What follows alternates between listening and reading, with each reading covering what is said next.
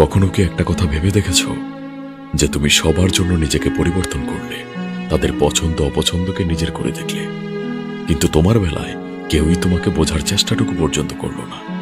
তুমি সবার কষ্টে পাশে থেকেছ, অথচ যখন তুমি একাকিত্ব অনুভব করলে তখন কেউ এসে তোমার খোঁজ পর্যন্ত নিল না। আর এইসব কিছুই হয়েছে তুমি নিজেকে সবার জন্য অ্যাভেলেবল করে ফেলার কারণে। সবাই তোমার কাছ থেকে ভালোবাসার যত্ন আশা করে, কিন্তু কেউই তোমার মনের ভেতর জমে থাকা কষ্টটা বুঝতে চায় না। কিন্তু এর চেয়েও আরো ভয়ঙ্কর একটা সত্য রয়েছে, সেটা কি জানো? আর তা হলো, কেউই তোমাকে হারানোর ভয় পায় না, কারণ তারা জানে এটা, যে যত কিছুই হয়ে যাক, তারা তোমাকে যতটা অবহেলাই করুক না কেন, সেই ঘুরে ফিরে তুমি তাদের কাছে আবার আসবেই। আর এই কথাগুলো যদি তুমি কখনো অনুভব করে থাকো, তাহলে কখনো নিজেকে একা ভেবো না।